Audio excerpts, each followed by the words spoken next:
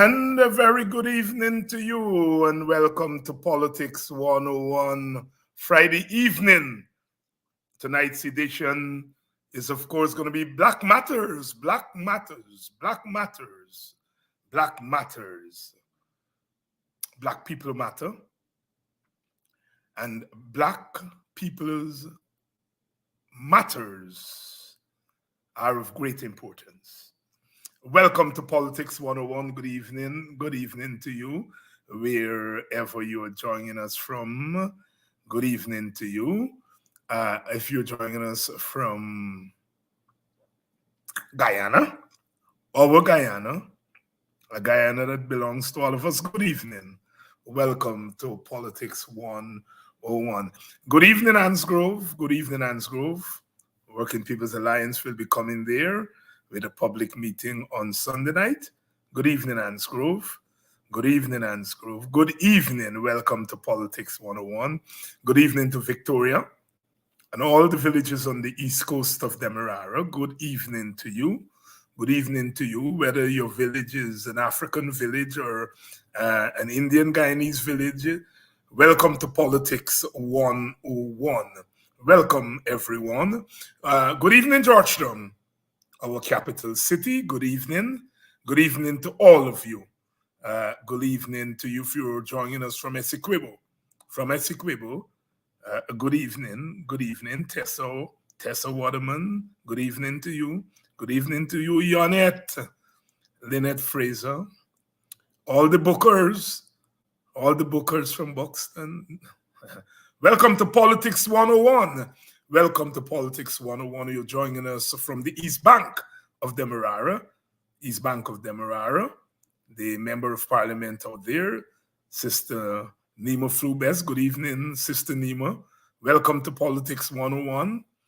Marlene Samuels, good evening. Good evening to you. Lynette Scotland. And these are all regulars. I'm getting accustomed to all of you. Sandra Hanover. Yes, Guyana is in the house watching from Grove Diamond. And Grove Diamond in the house. We notice New Jersey in the house.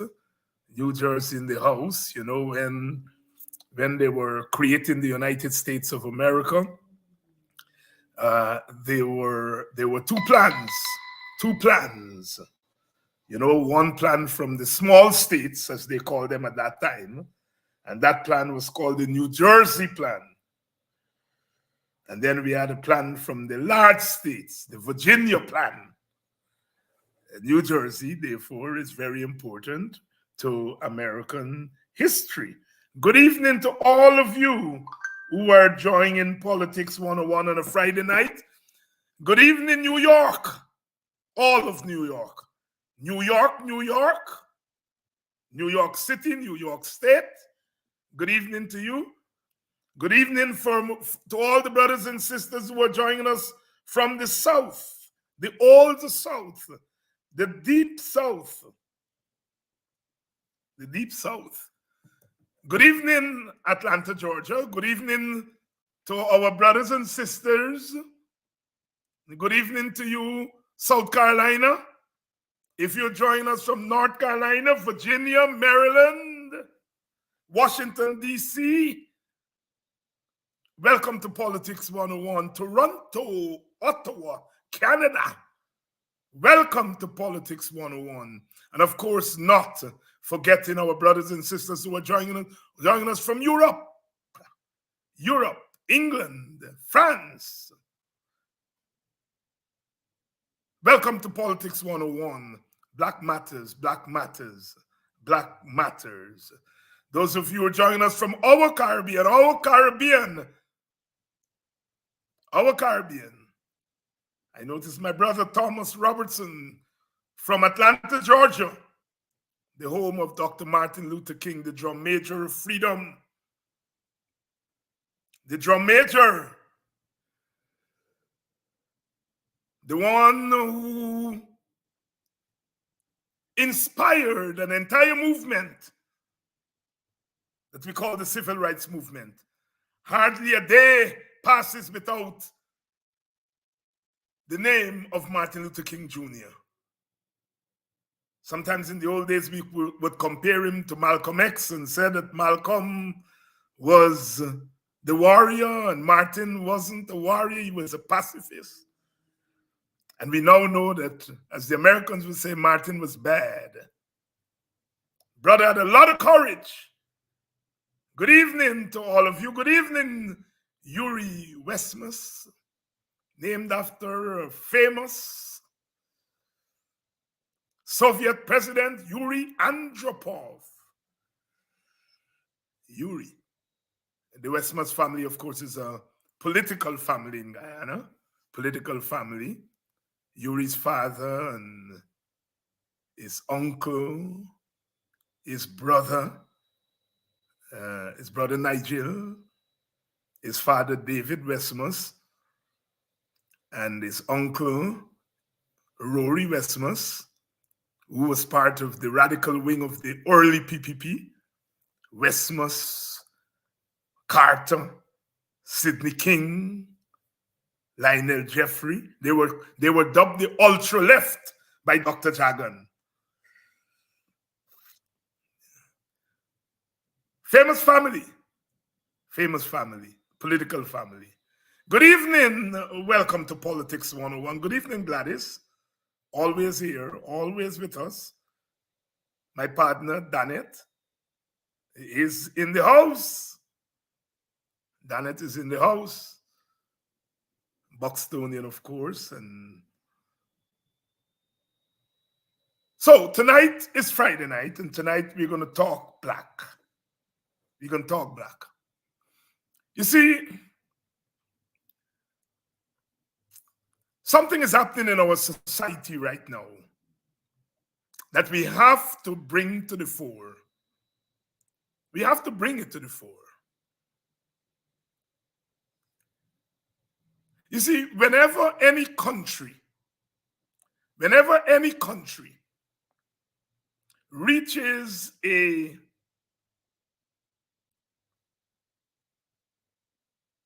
very important stop sign, whether it's independence, whether it's emancipation, that country has to deal with its fundamental problems, its fundamental issues. I made reference to the United States just now. When the United States was formed in the 1780s, it had to confront the question of slavery and race. As America is moving from 13 separate colonies to the United States of America, the fundamental question was what to do about slavery, what to do about black people. The Declaration of Independence says all men are created equal, which means that if all men are created equal, slavery has to go. And when the founding fathers met in Philadelphia, they had to tangle with that question, what to do about slavery, what to do about race. If all men are created equal, can we create a new nation with this old obscenity called slavery? And America made a deliberate choice. The founding fathers made a deliberate choice. They chose to create a segregated America rather than abolish slavery. They made a choice. The choice before them was nation, a divided nation, a limited nation, or slavery, or getting rid of slavery. They chose to keep slavery, and they created a nation of limited democracy. Democracy for whites only. That was the birth of America. And when you make decisions, decisions have consequences. They deferred the abolishment of slavery. Slavery would not be abolished until almost a century later. They deferred it. They created something called the 3-5 Clause.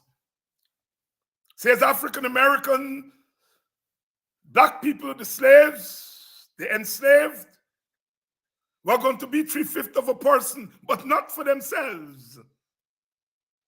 They counted them as 3/5 for the purposes of representation. The South wanted to count all of the enslaved so that they can get better representation in the US government, the southern states. And the northern states said, no, these people are enslaved, you can't count them. Eventually they came to what is called the 3-5 Compromise. We're going to count them. But for every 3 white people, we're going to count 5 black people.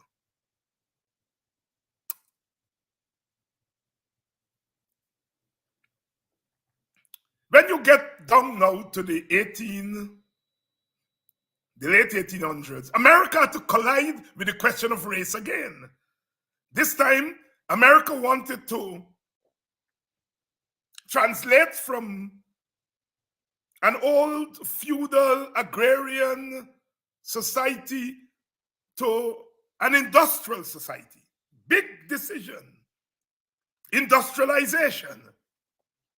And the question of race came up again. What to do about black people?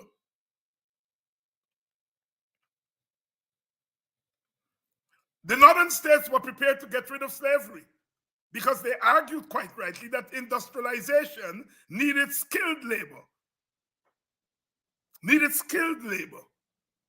Not cheap labor, skilled labor.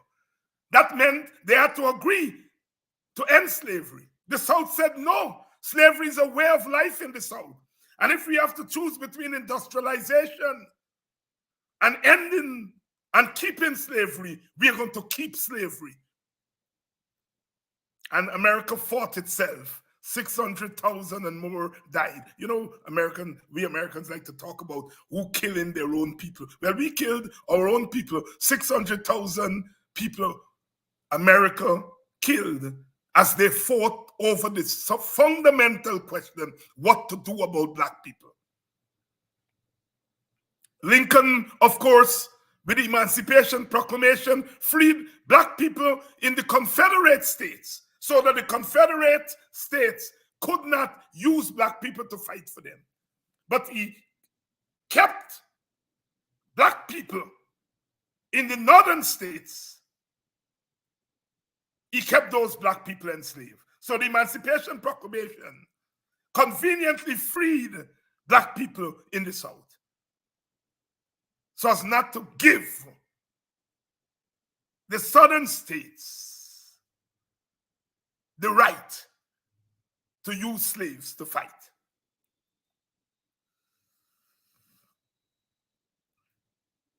There was a short period of Reconstruction, and then a deal was made with the South. The federal troops will be removed, and the South promptly instituted segregation. 1896, Plessy versus Ferguson, the court ruled that black people may be politically equal, but they are socially unequal, and so therefore they ought to be separate. Again, black people are thrown under the bus. What to do about black people? And segregation lasted for another 100 years. Brown versus Board of Education, 1954 said segregation is unconstitutional. And the southern state says, try there. We are not obeying the ruling of the court. And there was massive resistance in the South. The southern states preferred to close schools rather than admit black people. The Eisenhower government had to make a choice: defend black people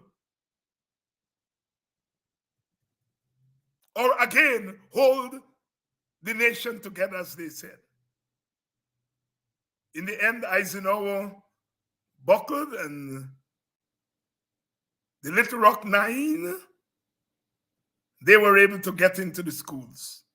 And it took this Civil Rights Act of 1964, the Voting Rights Act of 1965, to give Black Americans full constitutional rights.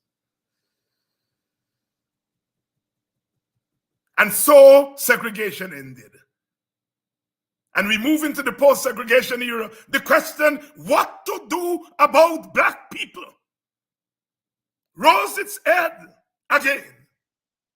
They're here, they're in America, they're not going nowhere.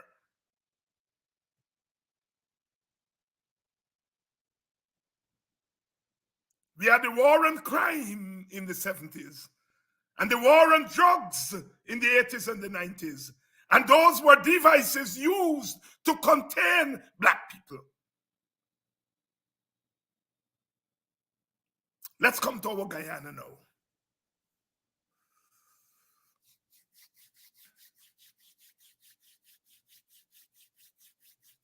Emancipation came in 1838. And the colonials had to decide what to do with Black people. They decide not to set us free. They decide to institute the system of colonialism. What to do about Black people? Keep them as subjects.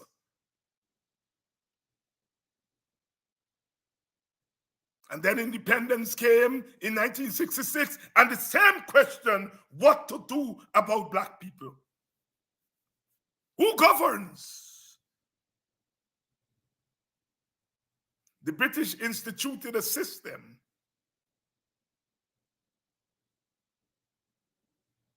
called majoritarian democracy. The majority rules. And what majoritarian democracy meant was that the majority race will rule. And both our major political parties created a majority race out of their racial support.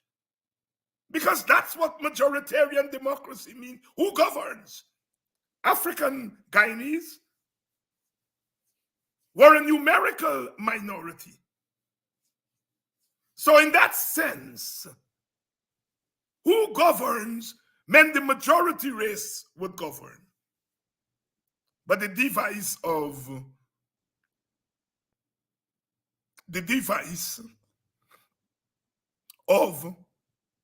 proportional representation mean that Black people could partner with other minority groups such as Amerindians and dissident Indians and govern.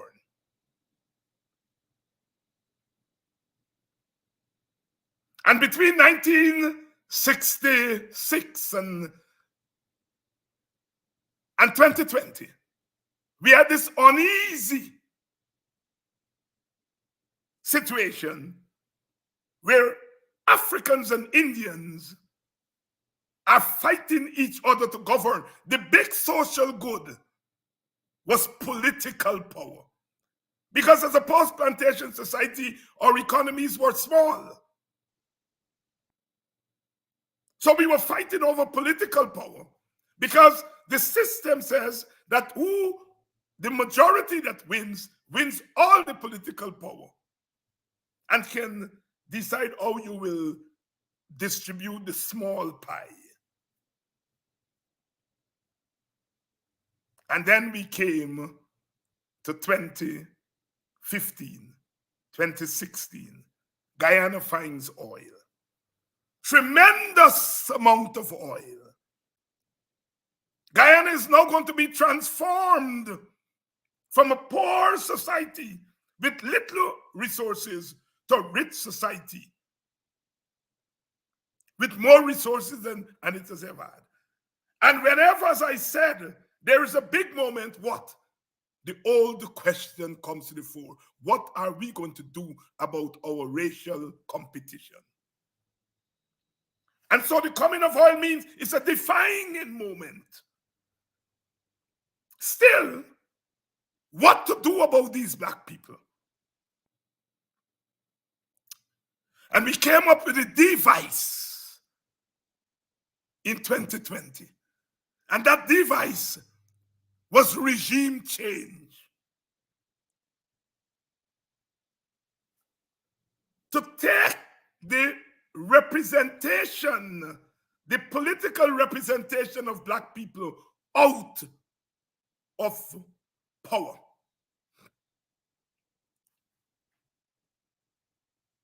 The compromise made in 2020 between CARICOM leadership, the ABCE countries, the PPP, Exxon, and its allies was that we are going to throw black people under the bus. We are going to boot their representatives out of power. What to do about black people in all societies where there was slavery? The question has always been what to do about those people. 2020, the decision was made to throw them under the bus, throw them to the wolves. Because once you install a regime, that regime is never going to govern as a democratically elected regime. It was installed, so it's going to govern like a despot. It's going to govern like a dictator. It's going to govern like a racial dominant government. It was not democratically elected. It was installed. It has the consequences. It has the cover of CARICOM, the cover of Commonwealth, the cover of the ABC countries, the cover of Exxon, the cover of the, I was about to say the cover of the ass liquors. I will say it. Local ass liquors. And when a government has the cover, it means that that government is not accountable to anybody.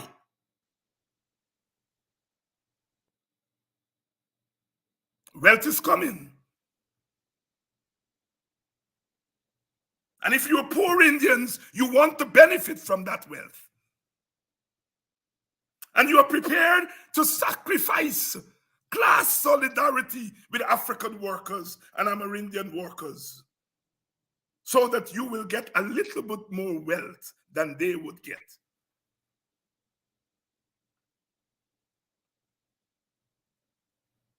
And so, from 2020, Africans have been thrown under the bus. They're not part of the social contract in Guyana. They're not part. In 2020, when the elections were going that way, some of us, Vincent Alexander, myself, the WPA, we call for a new social contract where all of the ethnic groups will share the political decision making, because we are now making decision of a big pie. And we call for a new social contract. And they rejected, all of them rejected that new social contract. So there is a social contract. There is a democracy for some and not for others. There's no democracy in Guyana for African Guyanese. You all hear me tonight. African Guyanese representatives in parliament have no say. They are the minority in a majoritarian parliament. No say. And the committees, the two committees that the opposition chair, the PPP use its majority to render those committees toothless. So the entire legislative branch, the people's branch of government, gives no representation to African Guyanese. Democracy for some and not for others. The executive branch is controlled by the so-called majority. When we raise the question of sharing power, Mr. Jagdeo looked us in our faces yesterday and said, we are not sharing power because we don't have shared values. We don't have shared values. We are one Guyana, but we don't have shared values. You see, there's talk about two sides of the mouth at the same time. That's where you're stupidity. When you don't get too much at top side, you talk from both. One Guyana, we don't have shared values. So the man is clear. He's not going to share Guyana. They're not going to share Guyana with us. Democracy for some and not for others. Where is the democracy for African Guyanese? Name me an institution in which African Guyanese have a fundamental and consequential say. Name one. Name one institution where we have some African Guyanese say to balance off with Indian Guyanese say.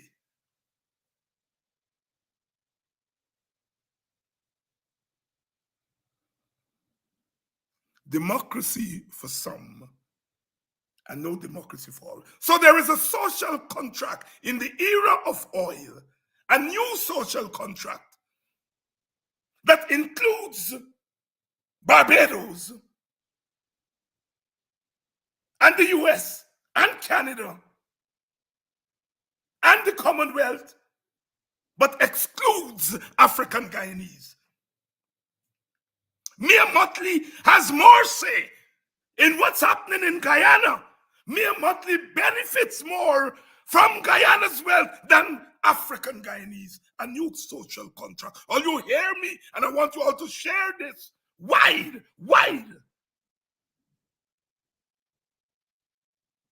The new social contract excludes black people. Blacks have a majority in the army. They have a majority in the police force. But the leadership of those institutions have sold the integrity of those institutions to the PPP.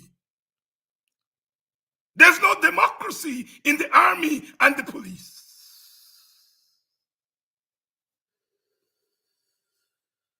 They tell the police and the army that we have a democracy.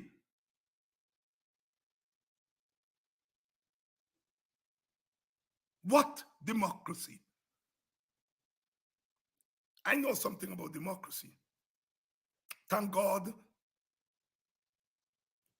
to those poor people who raised me. I was able to go to school and read some books.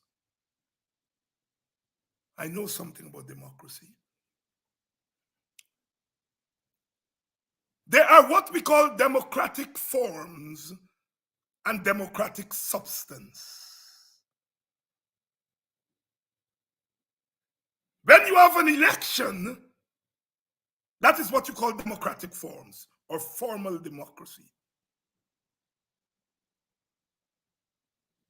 The question after that, what is the substance of that formal democracy? What we call substantive democracy. You are elected at democratic elections. Now, the PPP wasn't democratic, elected at the democratic elections, but let's say they were. Being elected at democratic elections don't make you democratic. The question is then asked, what are your policies? Are your policies? Policies are substance, and election is form. The substance is what you do with that, the proof of the pudding. Do you use that democratic election to continue slavery as the United States did and as South Africa did for a long time? Do you use your democratic election to distribute resources in a racially unequal way? Do you use your democratic election to implement policies that have you breaking down and bulldozing the homes of one ethnic group? You all hear me tonight? Hear me tonight. Democracy is not just election. Election is part of the way to democracy. It's the door to democracy. Democracy is the substance. What is the substance of your governance? We're talking real tonight. What is the substance of your governance?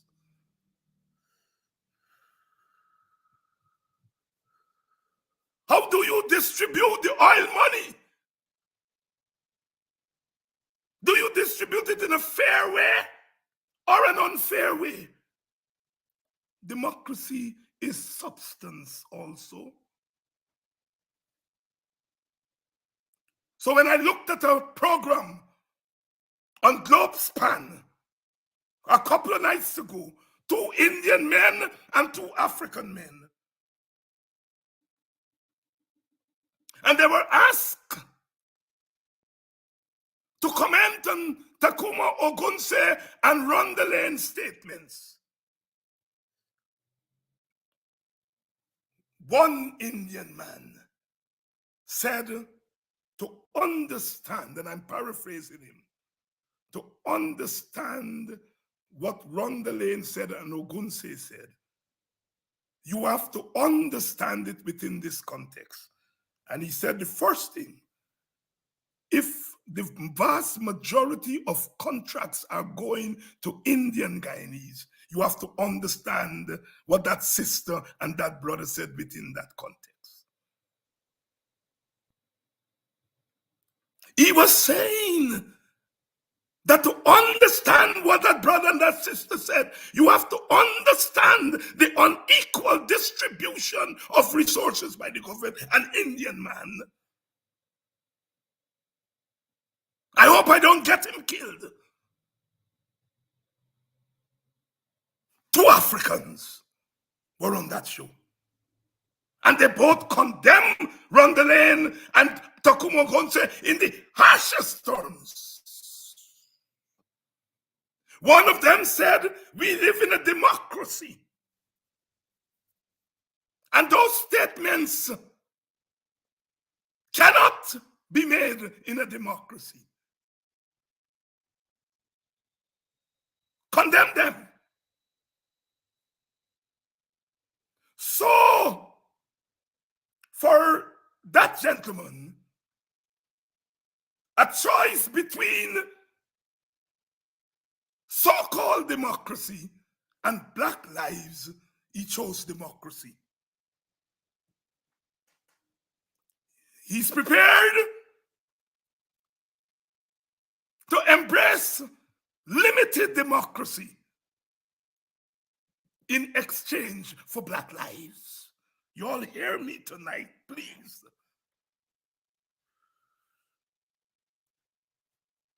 We have to have social cohesion. And those statements are deterrents to social cohesion. So if you have a choice between social cohesion and Black lives, choose. They chose social cohesion. Oh my God. That's where we are as Black people in Guyana. The other Black man said, don't tell me about contracts.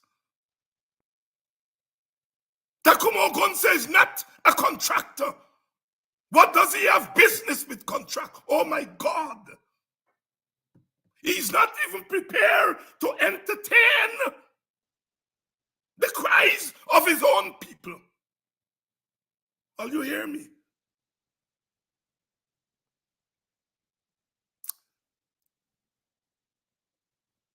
The choice between social cohesion and black people, they chose their social cohesion. Black people's lives, black people's homes, black people's dignity.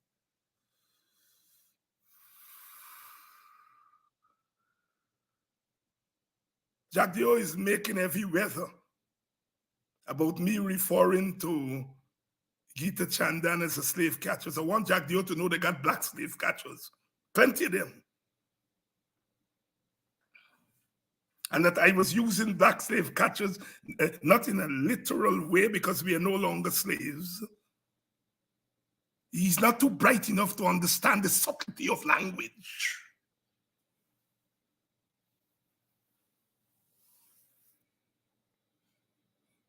So, part of Guyana has decided that black people are expendable.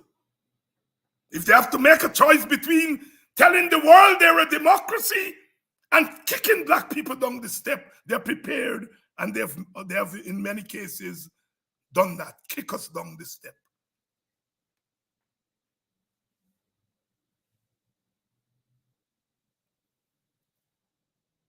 Sisters and brothers, sometimes I ask myself, David, is there something that you don't understand? And then I wake up the next morning and said, there is a lot that I do understand.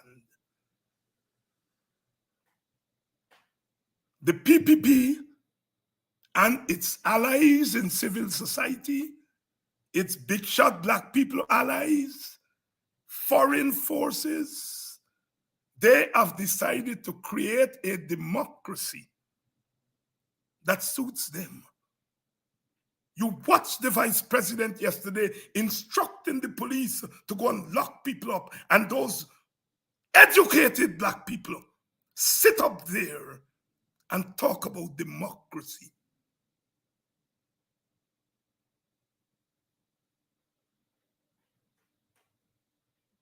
Black people are expendable in Guyana. The analysis I made tonight, I want you all to carefully understand what I'm saying. Carefully understand what I'm saying. There is a new social contract in Guyana.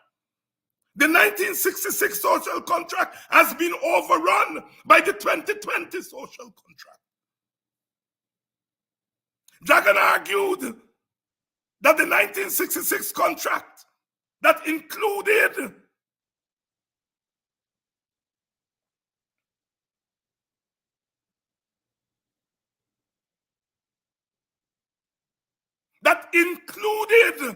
a new political electoral system that changed the system from first past the post. Jagan argued that that new system, that new social contract,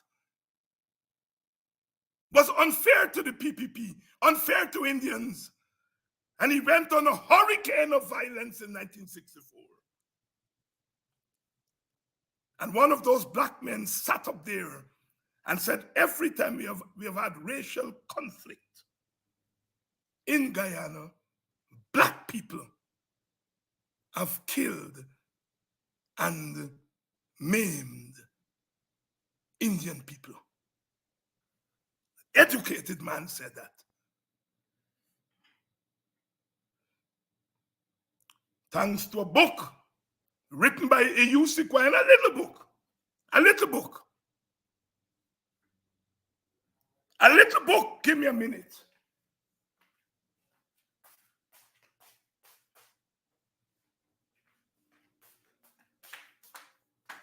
A little book called Next Witness, in which Guyana recorded all the acts of violence in 1961 against black people. It's here. Thank God for that man. I'm going to send this book to that brother who said that every time there's been racial violence in Guyana, black people have beaten up. Slim book, 20-odd pages. And this was Guyana's. Guyana was prepared to be a witness to a commission of inquiry on the ethnic violence. That's why it's called next witness. He was not allowed to testify. And he put it in this book that is here today. He has given me permission to reprint this book, because all black people should have it as a defense against these ignorant people. And I say ignorant in the sense of not know, and I don't think they care to know. Indian people, our Indian brothers and sisters, were the aggressors in 61. Black people were the aggressors in 62 and 63. And Indian people were the aggressors in 64. The violence in Buxton, the original aggressors were Africans. But then Mr. Roger Khan and his group stepped in and killed over 400 black people. Guyana wrote another book called No Guilty Race. That both races have been aggressive to each other. And no race is guilty. But to those brothers, black people are guilty, their own race. What manner of men are they? And so they are prepared. They are prepared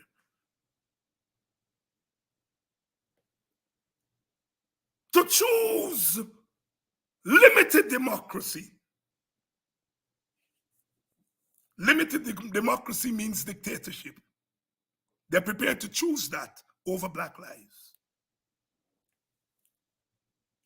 They're prepared to choose an empty quest for ethnic unity. When the PPP leader said, I don't want it, they're prepared to throw black people under the bus in the quest for a racial unity that one side political leaders don't want. My brothers and sisters, you may ask, but why, Dr. Hinds? Why? Are these people, are they stupid? Are they ignorant? They're not stupid. They're not ignorant. I wouldn't even say that they're racist. But instinctively, normatively in their minds, they've created a value gap. Professor Eddie Glaude, in a book called Democracy in Black, argues that instinctively in the mindset of people, the value of this life, the life that comes with this color, is different from the value of the lives that come with the other color. David Hinds would never be allowed as a black man to say certain things about Indian people. And that's why I don't. I concentrate on Indian leaders. I don't, because I know I will never be allowed to say it. But every Tom, Dick, and Harry is allowed to wash them out on black people. Black people can't do business. Black people like sport. Black people this, black people that. And the reason black people are down has nothing to do with the structures of the society. It has to do with choices they make. The insinuation and conclusion is they are of lesser human quality.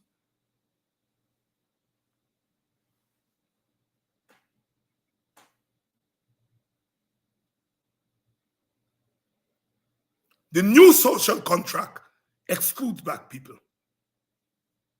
And if black leaders attempt to say, let's change that social contract, they're called racists. Jack Dio said for everyone to hear. He told his Indian audiences that the police and the army would kick their homes down on the Granger. Kick down their homes on the Granger. Was he inciting his audience against the police and the army? Is that sedition?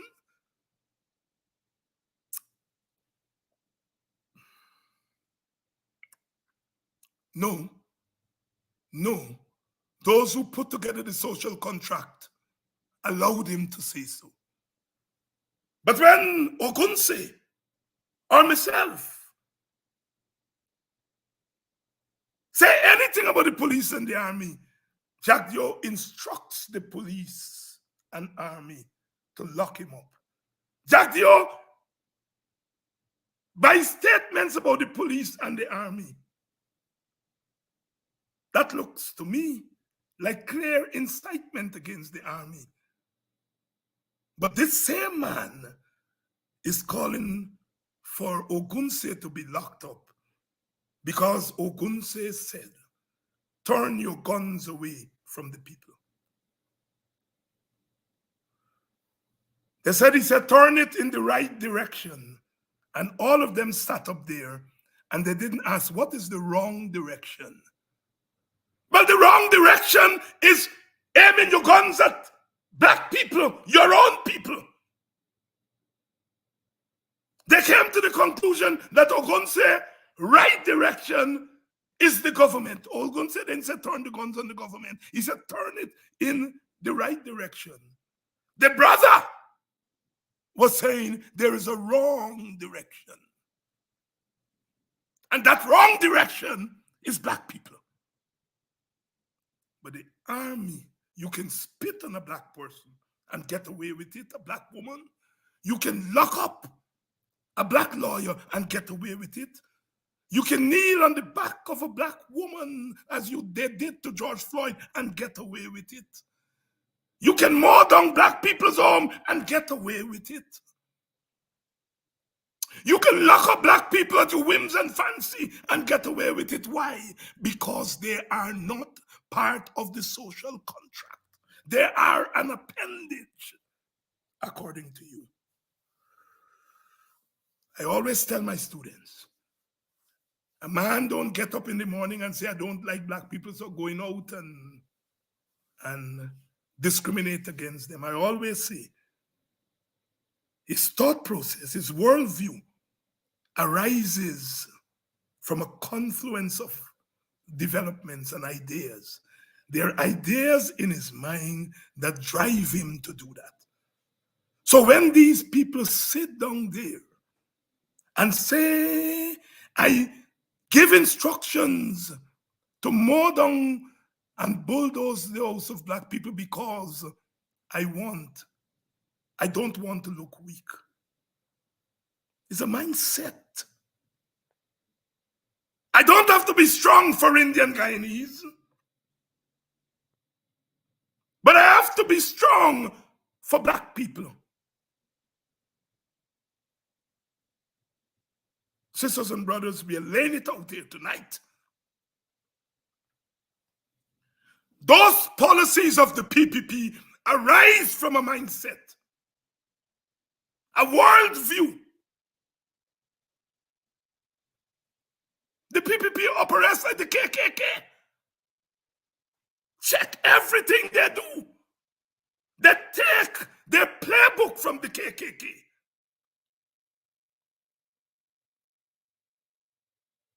The KKK burned homes. The PPP bulldozed homes. The KKK kill black people in their beds. The PPP kill black people in their beds. They're the local Ku Klux Klan. Mindset and policies. I don't know if Jagdio is a racist. I can't get into his mind. I don't know if Irfan Ali is a racist. I can't get into his mind. I know that they practice racism because of their policies.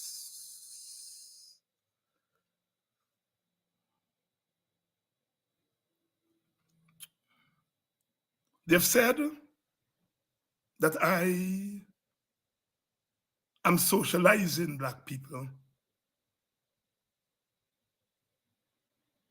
to create havoc in Guyana. And that I should be in jail.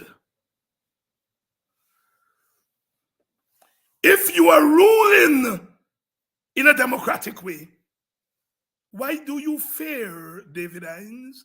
Why do you want to get David Hinds out of the way? Let the donkey bray. When the Calypsonians used to sing against Eric Williams, he said, let the donkey bray. If David Hinds, if everything is wonderful, you're treating Black people nice, David Hinds would be speaking in the wind.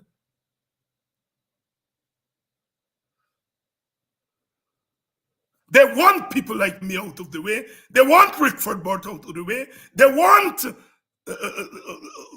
Mark Benchop out of the way. They want all those of us who are speaking out of the way. And they want Aubrey Norton and the PNC to disassociate themselves from us so that they can quote from Aubrey Norton when they're ready to kill the rest of us. Jack Dio quoted from Ganesh and the brothers and the sisters. He quoted. And he said, in his view, their statement was aimed at Aubrey Norton. Jack Dio said that.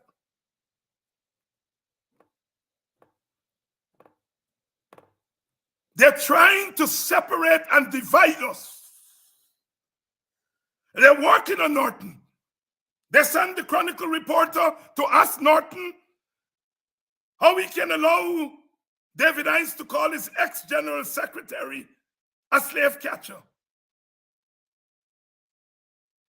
They're working on Brother Aubrey because they feel if they can get Brother Aubrey to separate himself and to condemn the rest of us, it will open the way for them to come after us. The new social contract from 2020 does not include Black people. I've laid it out here tonight. So all the oppression of Black people, it stems from something that is rational. It is not PPP's irrationality.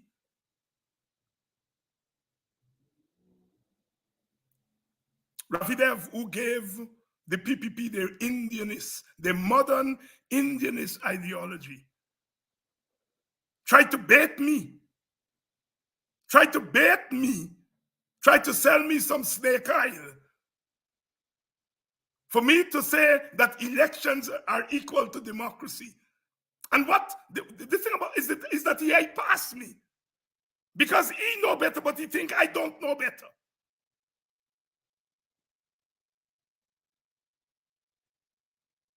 He never believed a day would come when somebody from the WPA will kick aside democracy, kick aside your snake oil. Your snake oil. You don't define for me what democracy is. You define democracy for yourself and those of your supporters, not me and those who are our supporters. They want to define for us our reality. I am not. Insofar as you all believe that I is a leader, this is one leader, no compromise with them. We define our own reality. We define our own reality. You don't define it for me. I didn't go to school for somebody to define my reality for me. We did not struggle and die in Guyana for somebody to define a reality to us, to tell us we must accept neoliberalism. Brother Ravi quoted from Booker T. Washington, who told black people in America to let down their bucket where they are, stop fighting for rights. That's why they call him an Uncle Tom. He tells them to accept their second-class citizenship. And Ravi Dev quoted from that man in advising black people what they should do.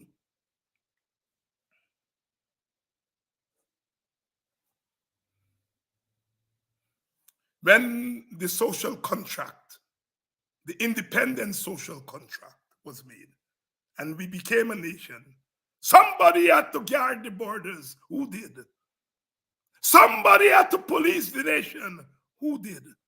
Somebody had to teach the little children. Who did? Somebody had to nurse the country back to health when it was sick. Who did? Somebody had to guard other people's homes at night. Who did? And while we were carrying out our national duty, others were making money. And today they have the nerves to watch us and tell us that you don't have generational wealth because you can't do business. When we defended this country, we protected this country, we taught this country, we nursed this country back to health. We make the wheels of government turn. We are the civil servants. And today you watch us like beasts who crouch to prey upon some little child. I'm quoting Martin Carter. You know I love Brother Martin. And when I came into politics, I used to say Martin Carter's poem from the platform, you know, while we're keeping the crowd going for Rodney and Rupnarayan and others to go, myself and Karen D'Souza and others, but mainly Karen D'Souza and we would recite poems. So in case you all are wondering how I know Martin Carter poem so well, it started there and it has stuck with me.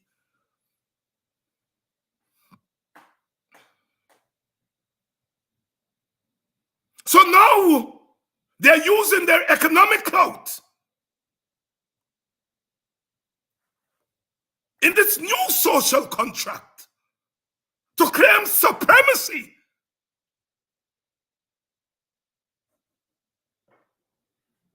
Our white supremacy in Guyana have black and brown faces. Oh, my brother was so right. Frantz Fanon was so right when he talked about black skins, white masks. Our white supremacy in Guyana is not white. It's brown and black.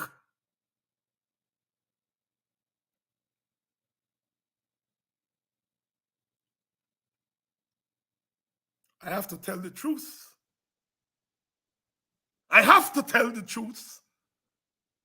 And let them do what they want to do with me when I'm telling my people and their people the truth. Because the truth will not only set black people free, it will set all Guyanese free.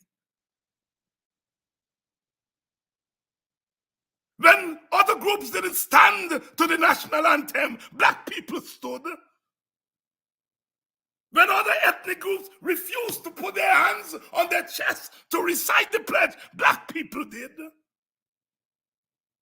When others turned their back against our national matrimony festival, black people did.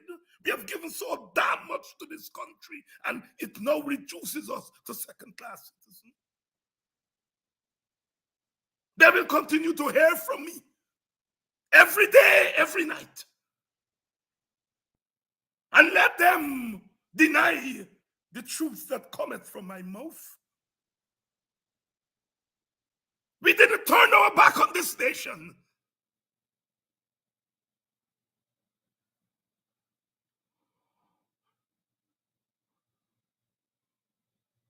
We gave this nation its national songs, its national poems. We were the ones on stage reciting. holding this nation, this fragile nation together. Some of us denied our blackness in order to wrap our arms around Guyana.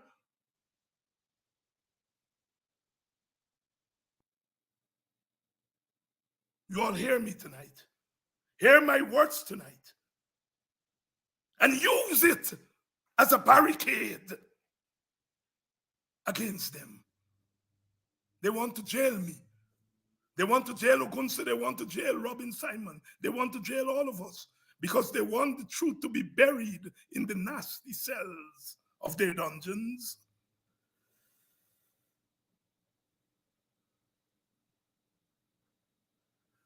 What is happening to Black people in Guyana today is not by accident. And they've muzzled some black mouths. They've browsed some black minds. I've gotten some calls from some black people who I thought were fellow travelers. And you know what they're telling me? David, tell your WPA brothers to pull back. Black people are telling us to pull back. They're going to charge you all. They're going to lock you all up. And these are some leaders, you know. I'm not talking about ordinary people. These are some of our leaders. I ain't going to call their name. But I'm telling you, they called me. Asked me to pull back. Trying to tell me there's a charge hanging over Ogunse's head.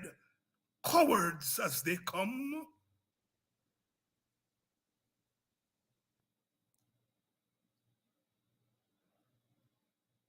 My brothers and sisters, this is indeed the dark time for us. Not the dark like the darkness of our skin, but a different kind of darkness, a wicked darkness. We have become appendages to the Guyanese nation. I said, name me one institution in Guyana. Name me one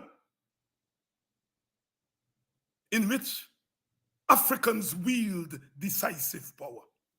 Not in theory, in practice. We are the majority.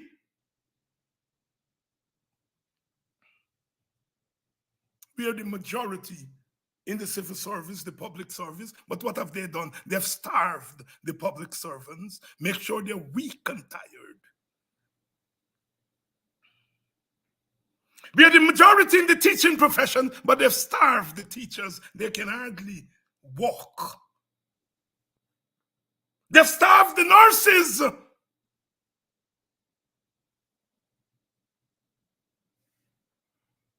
They've turned our black journalists.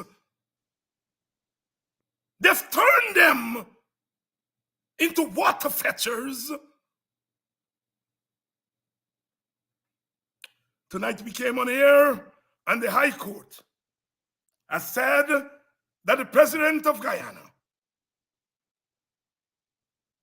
acted unconstitutionally when he disbanded the police service commission headed by Brother Paul Slow. A rare victory in the court for us. We must celebrate it, but we must build on it. We come on air tonight where they're saying that they're ready to give back Itpadaji its money. We wait and see. We wait and see. We know that they would not give Itpadaji back that money if we did not fight. Small victories. But we thank God for small mercies. And we must take those small mercies and glue them together. Hold them in our hands, in our fists. Turn them into active defiance. Tonight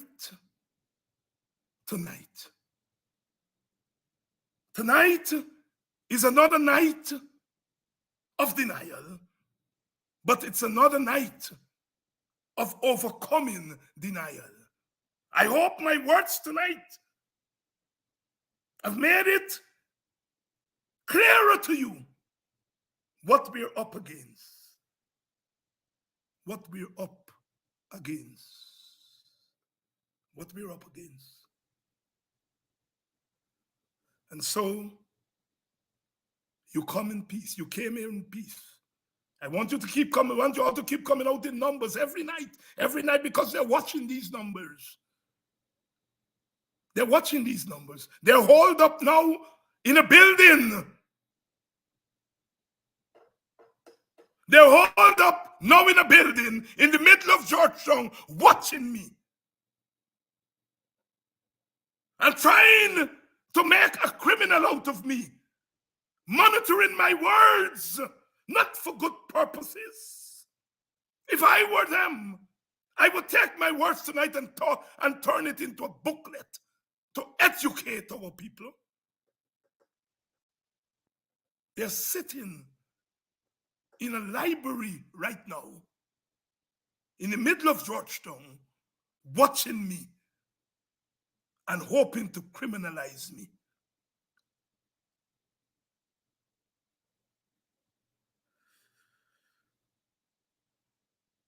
Jack Joe must be sitting in Pradoville watching me. A man from a dead party. But oh God,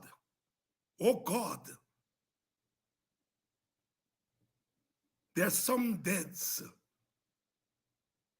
that can make the powerful scramble and get crazier. They really do think that black people are spiritually dead. Brother Orlando Patterson came up with the theory of social death. Social death.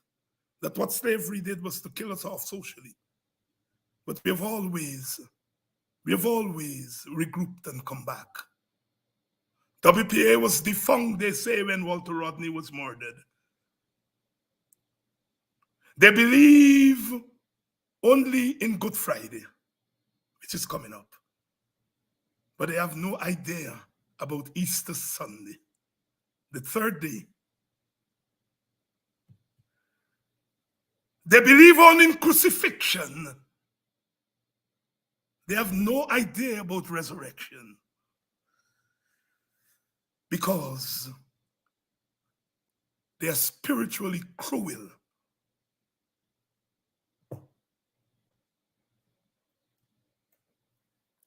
I love you all.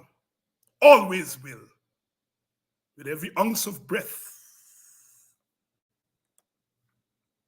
I will stand for you all. I'm not asking you all for votes. I'm not asking you all to give me anything in exchange.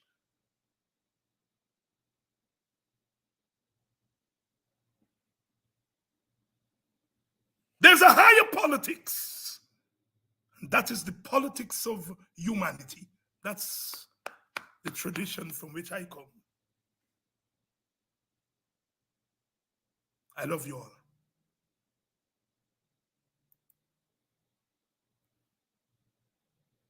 Have a radical weekend. Convert.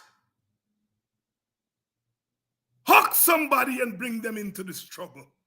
Tell them of politics 101. Tell them of the hardships of black people. Clean their eyes. Take the boo-boo away from their eyes. Do some work in your own little corner. Not long from now, there will be life after the PPP.